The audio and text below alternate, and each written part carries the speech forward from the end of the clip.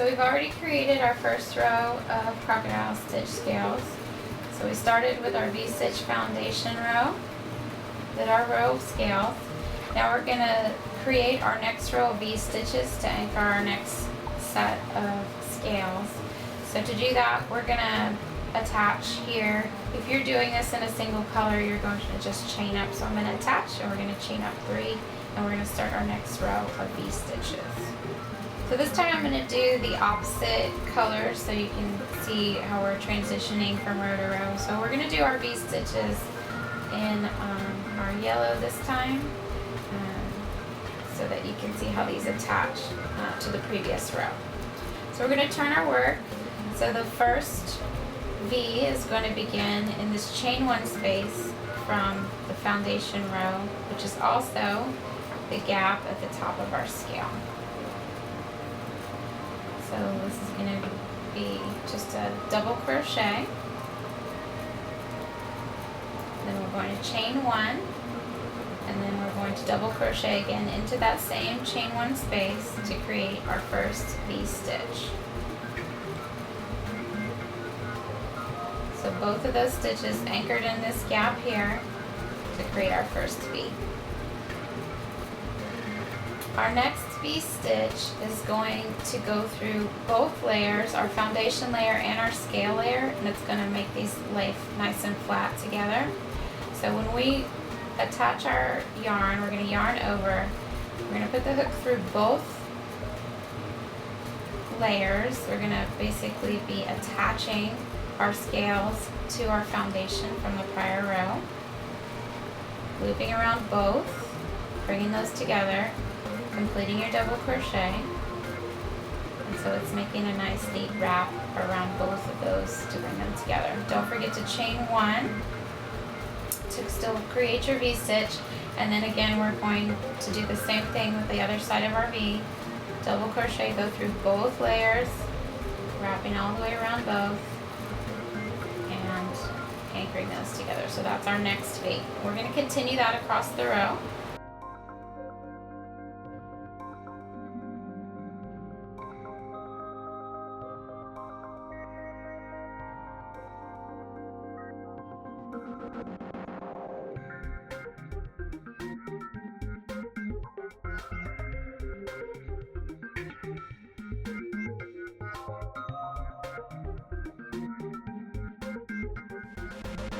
Okay, so we're at the end of our row of V-stitch after our first row of scales.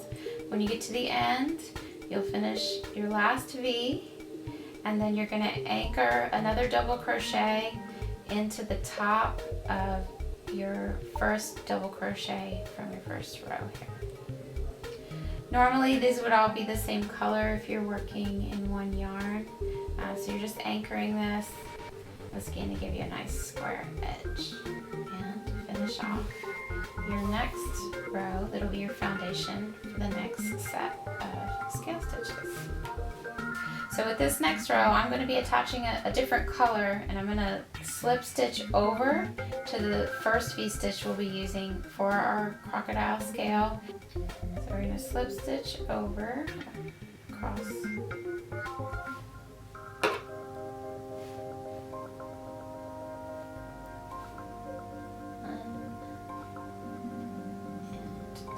Should be sufficient if you're just using the one color to get you back to this next V. So this is the V that lands between the 2 previous crocodile stitches, and by building your next crocodile scale here, you're going to get that nice offset of your pattern.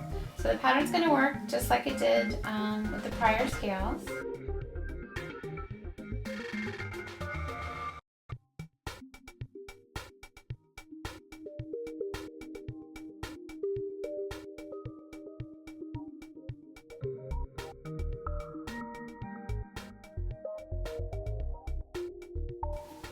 So our second batch, our second row of scales is going to lay in the gaps between that prior row of scales.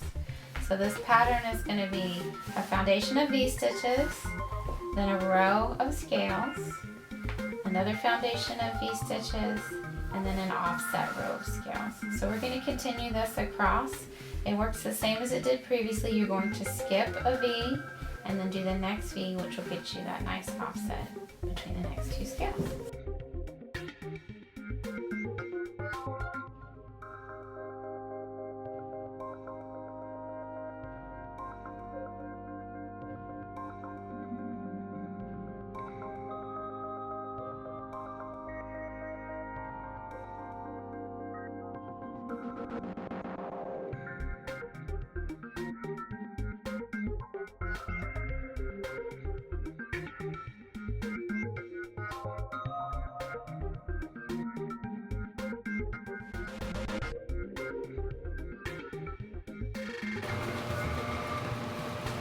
So now we have our next complete row of scales offset in the gaps between our prior row.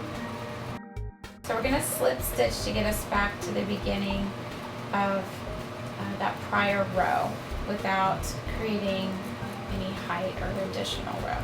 So we're going to slip stitch through the gap here.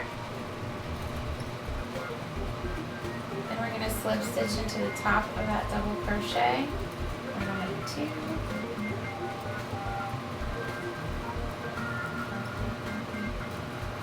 And then we're going to slip stitch into the top of the first double crochet in a row. So 3 slip stitches to get you back to the beginning of your row. So this tutorial is just to give you an idea of how to build your scales in a crocodile scale pattern.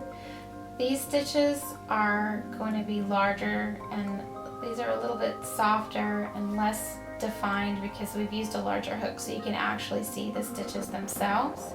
When you're actually creating the pattern, you're going to have a much denser configuration of your stitches, and you're going to get a nice point on each one of your scales.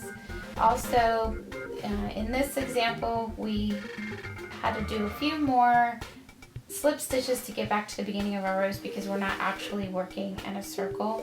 You will slip stitch between rows so that you're offsetting your pattern as you're working in the round. So just follow your pattern and remember that working flat is going to be a little different than coming around as you work through your pattern here. Enjoy!